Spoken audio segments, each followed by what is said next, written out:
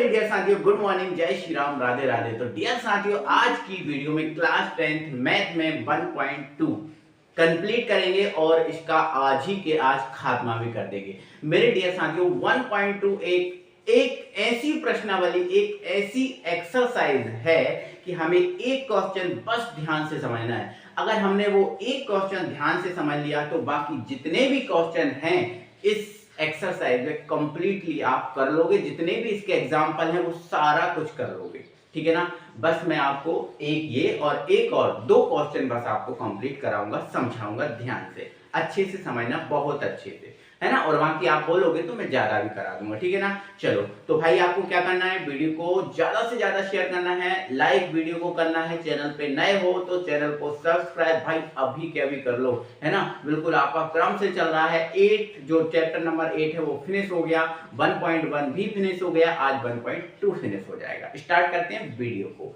Okay, तो question है यार हमारा इस प्रश्नावली में इस टाइप के क्वेश्चन है कि भाई सिद्ध कीजिए, ऐसा सिद्ध कीजिए, प्रत्येक क्वेश्चन में रहेगा। और क्या सिद्ध कीजिए, ये यहां पर आपको कुछ दिया रहेगा और वो आपको हमेशा रूट में मिलेगा, वो हमेशा काय में मिलेगा, रूट में मिलेगा, है ना। क्योंकि हमने आपको समझाया था रूट वाली संख्या ही एक अपरिमेय संख्या होती है, आपको पहले बता चुके, हम समझा चुके कि नहीं।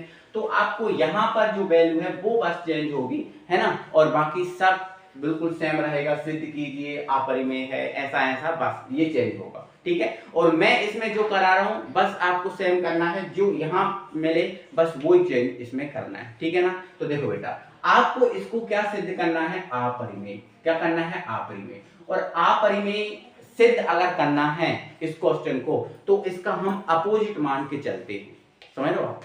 बिल्कुल अपरिमेय सिद्ध करना है तो इसका अपोजिट मानोगे। तो अपोजिट क्या है, अपरिमेय का अपोजिट क्या है, परिमेय। अपरिमेय का अपोजिट क्या होता है, परिमेय। और परिमेय क्या होता है, परिमेय वो होता है जिसे हम a बटे b के रूप में लिख सकते हैं। परिमेय संख्या एक ऐसी संख्या होती है जिसे हम a बटे b के रूप में लिख सकते हैं। ये बात क्लियर है क्या आपको, ये बात आपको क्लियर करनी पड़ेगी, ठीक है ना। तो हम इस क्वेश्चन को जमाएंगे, ध्यान से समझेंगे, ठीक है ना। तो यहाँ पर हम इस क्वेश्चन को हल कर रहे हैं, ये लिख दिया हमने हल, ठीक है।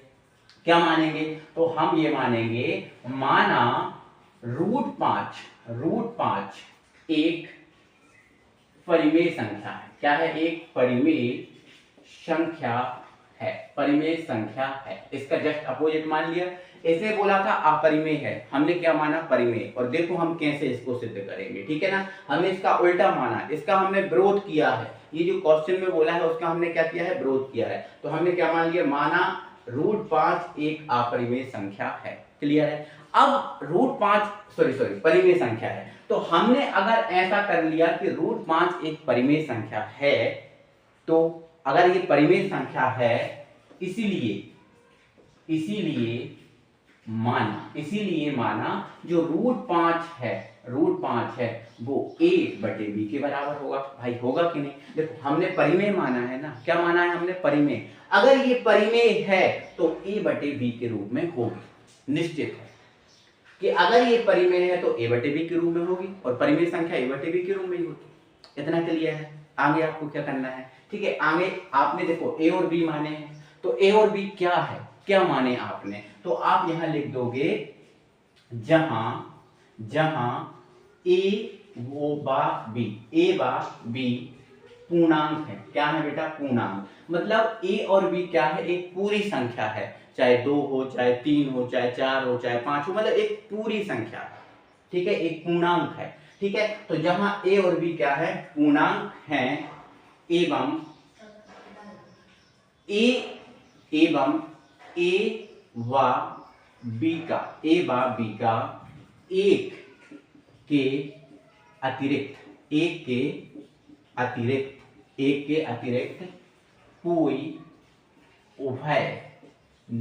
उभयनिष्ठ का मतलब क्या होता है, कॉमन। उभयनिष्ठ का मतलब क्या होता है, कॉमन। जहां a और b पूर्णांक है एवं a व b का एक के अतिरिक्त कोई, यहां लिख दिया, कोई उभयनिष्ठ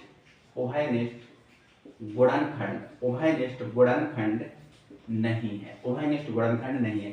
मतलब a और b आपके पूर्णांक तो हैं, लेकिन आपने a और b को एक ऐसे पूर्णांक माना है जिसका केवल और केवल उभयनिष्ठ गुणनखंड क्या है, 1 है। समझ रहे हो आप? मतलब ए और बी जो है वो आपकी अभाज्य संख्याएं मानी जाएंगी। कौन सी संख्या होंगी? अभाज्य संख्याएं मानी जाएंगी। और अभाज्य ही संख्याएं एक ऐसी संख्याएं होती हैं जिसमें एक ही गुणनखंड कॉमन होता है, वो है 1, और बाकी ऐसा कुछ भी नहीं है। ठीक है, जैसे मान के चलो आपने 4 और 6 मान लिया, ए और बी के जगह 4 और 6 मान लिया, तो देखो अब जो 4 है, 4 का गुणनखंड क्या है? 1 भी है, 2 भी है, 4 भी है ना। और अगर 6 की देखें तो 6 का गुणनखंड 1 भी है ना, 2 भी है, 3 भी है। तो इसमें तो दो उभयनिष्ठ गुणनखंड हो गए, 1 और 2, 1 और 2। तो मतलब ए और बी की जगह भाज्य संख्या नहीं आएगी। ए और बी की जगह कौन सी संख्या होगी? अभाज्य संख्या। जैसे हमने 2 और 3 मान लिया, तो 2 और 3 किससे विभाजित होगा? 1 और 2 से। और ये किससे होगा? 1 और 2 किससे विभाजित होगा? 1 और 2 से। और 3 किससे विभाजित होगा? और 1 और 3 से। तो इन दोनों में उभयनिष्ठ गुणनखंड कौन है? 1 है। तो मतलब ध्यान रखना है, ए और बी का एक के अतिरिक्त उभयनिष्ठ कोई उभयनिष्ठ गुणनखंड नहीं। मतलब ए और बी कौन सी संख्याएं मानी है आपने? अभाज्य संख्याएं मानी है। ए और बी कौन सी संख्या है? अभाज्य संख्या। ये बात याद रखना, ये बात याद रखना कि ए और बी का एक के अतिरिक्त कोई उभयनिष्ठ गुणनखंड नहीं है, केवल एक है कॉमन गुणनखंड। ठीक है ना। चलो आगे हम इस चीज को बढ़ाते हैं। ठीक है ना, आगे हम बेटा इस चीज को बढ़ाते हैं। आगे हम क्या करेंगे बेटा? यहां से ए का मान निकालेंगे। किसका मान निकालेंगे? ए का मान। ठीक है, जब हम ए का मान निकालेंगे तो बी इधर चला जाएगा, तो ए बराबर क्या हो जाएगा? ए बराबर क्या हो जाएगा? √5, और ये रहेगा आपका बी √5। कोई दिक्कत है? नहीं। आप क्या कर दोगे? इसका वर्ग कर दोगे। ठीक है, तो लिख देना वर्ग करने पर। ठीक है, जब हम इसका वर्ग करेंगे तो ये हो जाएगा a², हो जाएगा कि नहीं? और जब हम इसका वर्ग करेंगे तो रूट हट जाएगा, क्या बच जाएगा? 5, और ये हो जाएगा आपका b²। इसको आप दे देना समीकरण नंबर 1। ठीक है, कोई दिक्कत है? इसको समीकरण आप क्या दे देना? 1। अगर हम यहां से b² का मान निकालें, किसका मान निकालें बेटा? b² का। यहां से देखो ऐसे निकाल दे रहा है। अब b² का मान निकालेंगे 5 बटे में जाएगा, तो ये हो जाएगा a² बटे 5 बराबर क्या हो जाएगा? b²। ठीक है ना। अब यहाँ देखो a² के बटे में 5 है। अब यहाँ बात समझना, a² के बटे में कितना है बेटा? 5। अब यहाँ देखो इधर, जैसे मैंने यहाँ पर 25 के बटे में 5 लिख दिया, 25 के बटे में 5 लिख दिया। इस बटे का मतलब क्या होता है? जो बटे वाला है ऊपर वाली संख्या को विभाजित करता है। बटे का मतलब क्या होता है कि जो भी बटे में लिखा है वो ऊपर जो संख्या है उसको क्या करेगा? विभाजित करेगा, उसको काटेगा। जैसे 25 को 5 काट रहा है कि नहीं? अब 25 क्या है? तो 25 है बेटा 5 का स्क्वायर। तो बताओ मुझे 5 के स्क्वायर को 5 काट पा रहा है क्या? तो आप बोलोगे हाँ सर काट पा रहा है। अच्छा, अगर मैं स्क्वायर हटा दूं तो ये काट पा रहा है? तो हाँ बोलोगे आप सर, हाँ सर ये भी काट पा रहा है कि नहीं? मतलब कहने का मतलब जैसे a² के बटे में 5 है, तो मतलब a² जो है 5 से विभाजित होगा, तब तो इसके बटे में। बटे का मतलब क्या होता है? बटे का मतलब सिर्फ इतना हो रहा है कि ये इसको विभाजित करेगा, जो ये दिख रहा है ये इसको विभाजित करेगा, इतना सा मतलब है बटे का। तो यहां पर हम ये लिख सकते हैं इसीलिए, या फिर अतः लिख दो, अतः ऐसा लिख दो, अतः a² 5 से विभाजित है, a² 5 से विभाजित है। ठीक है, तो यहां से हमें ये बात पता चल गई कि a² किससे विभाजित है? 5 से विभाजित है। यहां से हमने जब सॉल्व किया तो a² किससे विभाजित है? 5 से विभाजित है। अब यहां ध्यान रखना, हमने तो ये देखा था कि a और जो b हैं उनका केवल एक उभयनिष्ठ गुणनखंड है, मतलब वो एक से या तो खुद से विभाजित होगा या केवल एक से विभाजित होगा। लेकिन यहाँ तो हमें ये पता चल गया कि a² है 5 से विभाजित है। अगर ये स्क्वायर 5 से विभाजित है मतलब a जो है a है, इसका एक गुणनखंड 5 भी है। इसका एक गुणनखंड क्या है बेटा? 5 भी है।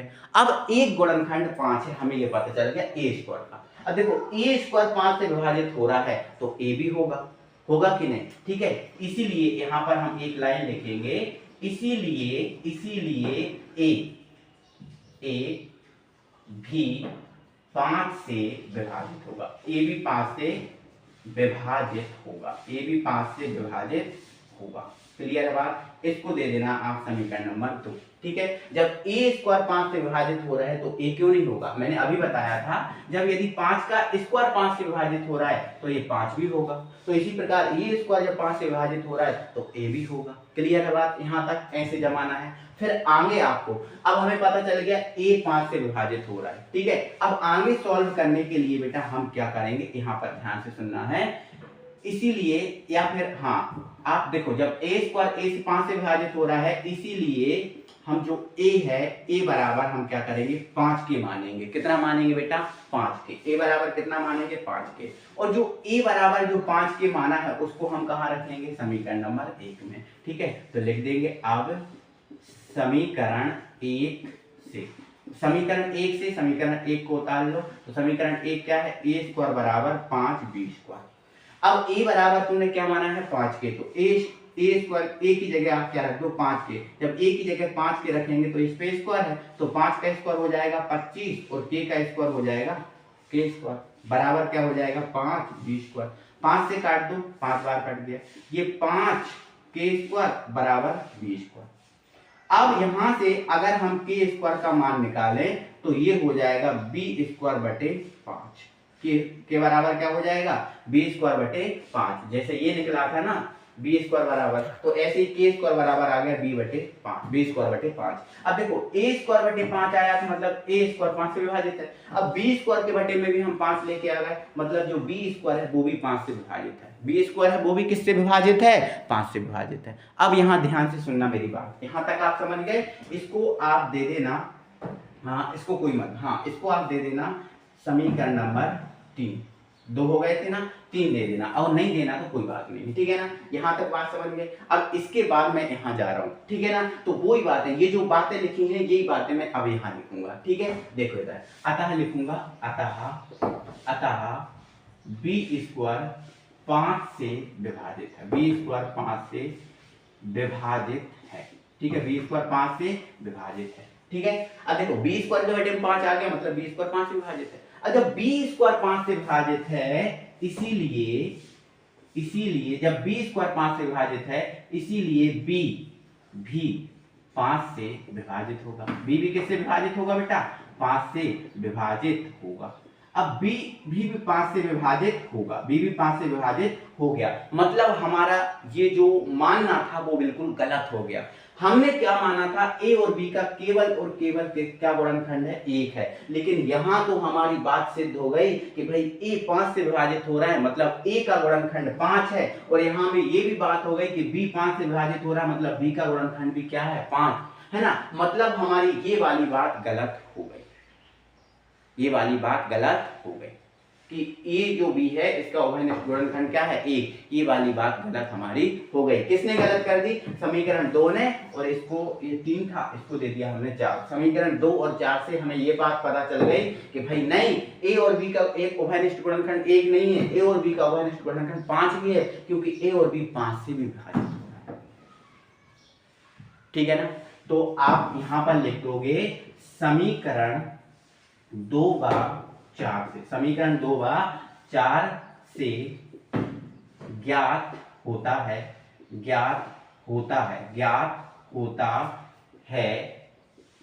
कि a व b का उभयनिष्ठ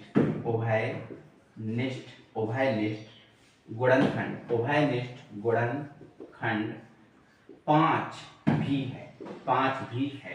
उभयनिष्ठ गुणनखंड क्या है 5 भी है, मतलब ये तो पूरा का पूरा गलत हो गया। हमने तो माना था भाई a और b का उभयनिष्ठ गुणनखंड क्या है 1 है, लेकिन ये तो बात 5 पे चली गई। क्या किस पे चली गई 5 में चली गई।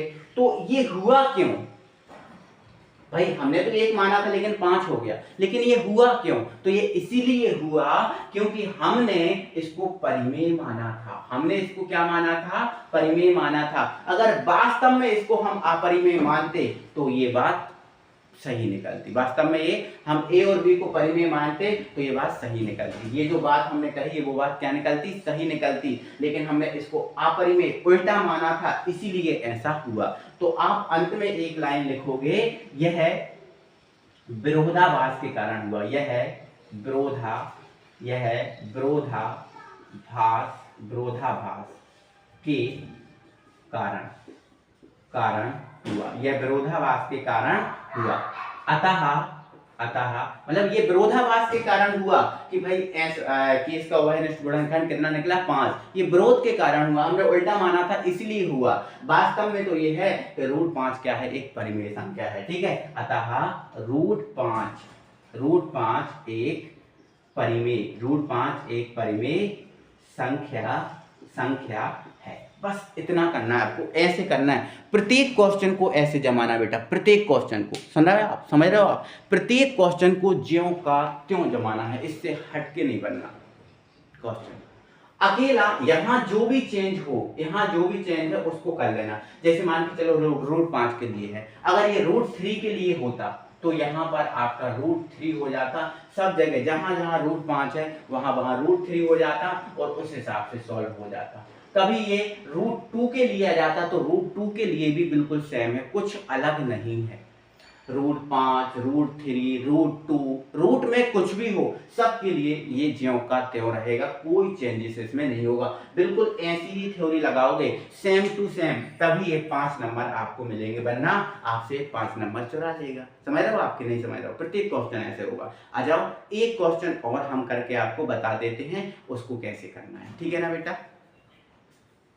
ये हमारा क्वेश्चन नंबर क्या है, 2 है, ये क्वेश्चन नंबर हमारा 2 है, ठीक है। अब हमें जमाना हुई है, कहानी हमारी हुई है, तो जैसे इसने बोला ना कि अपरिमेय है, इसको हमें परिमेय मतलब इसको अपरिमेय प्रूव करना है, तो इसका उल्टा लेके चलते हैं। तो आप क्या लेके चलोगे, इसको हल करोगे, ठीक है, और लेके चलोगे माना 3 + 2√5 एक परिमेय संख्या है, एक परिमेय संख्या है, ये लिख दिया आपने। हमने क्या मान लिया कि ये जो है एक परिमेय संख्या, इसका उल्टा लेके चले। अगर ये परिमेय संख्या है तो 3 + 2√5 जो है ना वो a/b के बराबर होगा कि नहीं होगा, ठीक है। संख्या है तब 3 + 2√5 a/b के बराबर होगा, क्योंकि परिमेय संख्या तो a/b के बराबर होती है ना, ठीक है ना। चलो ओके, अब यहाँ पर आप वही बात लिखोगे जहां a व b पूर्णांक है, जहां a व b क्या है, पूर्णांक है, एवं a व b का एक के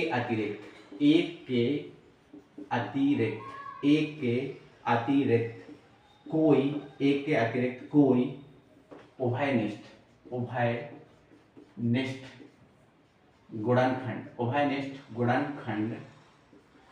गुणनखंड नहीं है। देखो हमने क्या चेंज किया, अभी तक बिल्कुल चेंज नहीं किया, अब थोड़ा सा हम कर्म करेंगे। अब हम बेटा क्या करेंगे, इसको समीकरण नंबर 1 दे देंगे, इसको समीकरण नंबर क्या दे देंगे, 1।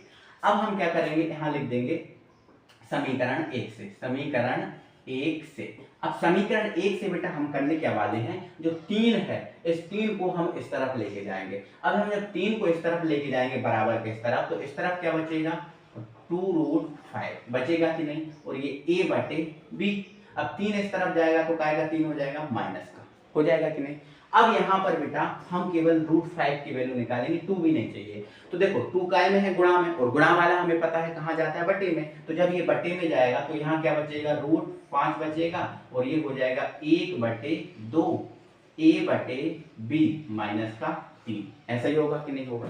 अब यहाँ देखो, अब हमने देखो a और b को क्या माना है, हमने a और b को क्या माना है, पूर्णांक माना है। क्या माना है, पूर्णांक। अगर हमने इसको पूर्णांक माना है और इसका उभयनिष्ठ गुणनखंड क्या है, 1 है। क्या है, 1। तो यहाँ पर a और b को जब हमने पूर्णांक माना है, जैसे मान के चलो a की जगह 2 मान लिया, a की जगह क्या मान लिया 2, और b की जगह क्या मान लिया 3। तो अगर हम इसको a/b के रूप में लिखें तो ये 2/3 लिखाएगा। अब 2/3 लिखा गया तो बताओ 2/3 क्या है, एक परिमेय संख्या है। 2/3 क्या है, एक परिमेय संख्या है कि नहीं, ठीक है। तो यहाँ पर हमें a/b है एक परिमेय संख्या मिली। अब इस परिमेय संख्या में से कुछ भी घटाओ, कुछ भी गुणा करो, एक परिमेय संख्या ही मिलेगी।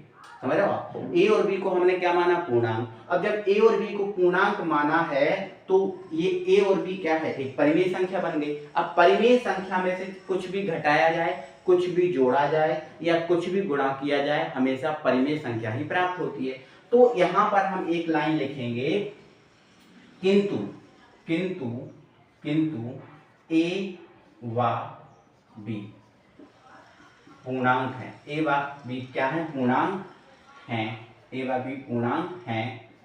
तब अब जब ए और बी पूर्णांक हैं तो ये क्या होगी? एक परिमेय संख्या। परिमेय संख्या में इसको घटाओ या गुणा करो, परिमेय संख्या ही मिलेगी कि नहीं मिलेगी, है ना। किंतु ए व बी पूर्णांक है, तब जो पूरा का पूरा आपको दिख रहा है ये वाला, ये पूरा का पूरा दिख रहा है, ये पूरा का पूरा क्या होगा? एक परिमेय संख्या होगा। क्योंकि ये परिमेय संख्या है तो इसमें घटाएंगे तो भी परिमेय संख्या, गुणा करेंगे तो भी परिमेय संख्या। ठीक है, ठीक है। तब 1/2 a/b-3 एक परिमेय संख्या होगी, परिमेय संख्या होगी।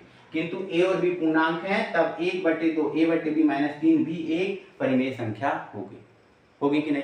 अब जब ये परिमेय संख्या, ये एक परिमेय संख्या है तो परिमेय के बराबर क्या होगा? परिमेय होगा। परिमेय के बराबर क्या होगा? परिमेय होगा। ठीक है, होगा कि नहीं होगा? होगी। इसीलिए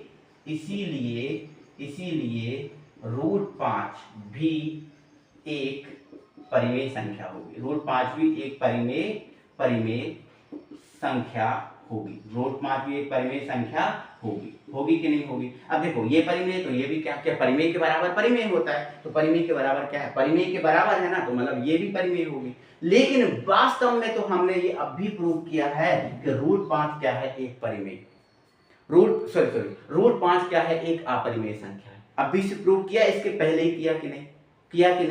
किया है। तो अब ये अपरिमेय है तो ये भी क्या होगी? फिर अपरिमेय होगी। तो हमें यहां पर एक लाइन लिखनी होगी। यहां क्या लाइन लिखनी होगी? एक लाइन लिखनी होगी यहां पर, किंतु √5 तो एक अपरिमेय संख्या है। अपरिमेय संख्या है। तो यहां पर हम लिखेंगे यह त्रुटि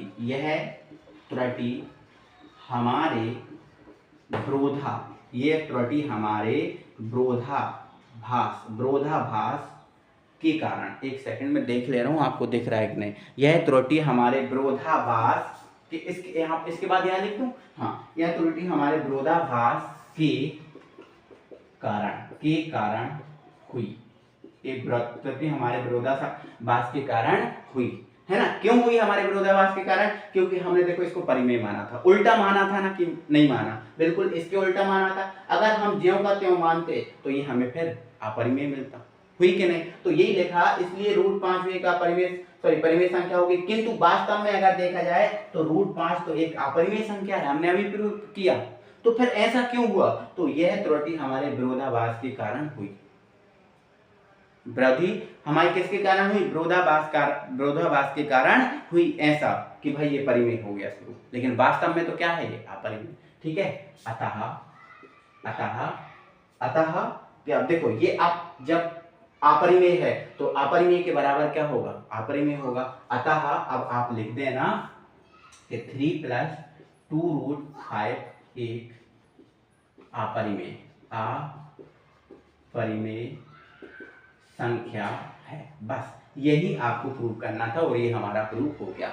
अब इस क्वेश्चन के जैसा कौन सा करोगे? तो भाई अब इस क्वेश्चन के जैसा आप कौन सा करोगे? तो आपका देखो, एक तो 1/√2 है, ये तो 1/√2, तो आप इसके जैसा कर लेना। √5 के अभी किया ना, √5 के जैसा हो जाएगा। अब जो 7 + √5 है, देखो यहां से बन गई। देखो 7 प्लस, देखो यहाँ 2√5 है और यहाँ देखो 7√5 है, तो यहाँ अपना इतना काम बच जाएगा, मतलब इसको इधर लाना बच जाएगा, इसको इधर लाना, तो ये नहीं रहेगा, केवल ये वाली एक कंडीशन बन जाएगी, है ना। तो आप कर लोगे, मतलब ये भी कर लोगे।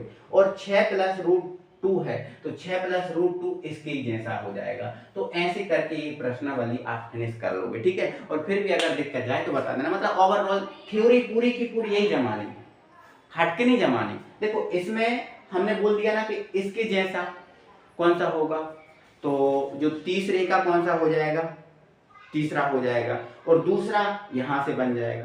तो आप अगर दिमाग लगाए, अगर आपने समझा है दिमाग लगा के, तो बन जाएगा, कोई दिक्कत नहीं, ठीक है। तो आपको अब करना है पूरी की पूरी प्रश्नावली। तो जो चैप्टर नंबर 1 है वो हमने फिनिश किया, ठीक है। अगला जो है हमारा सेकंड चैप्टर स्टार्ट होगा। तो भाई ज़्यादा से ज़्यादा वीडियो को लाइक करना है, शेयर करना है। मिलते हैं फिर अगली वीडियो में, तब तक के लिए बाय बाय।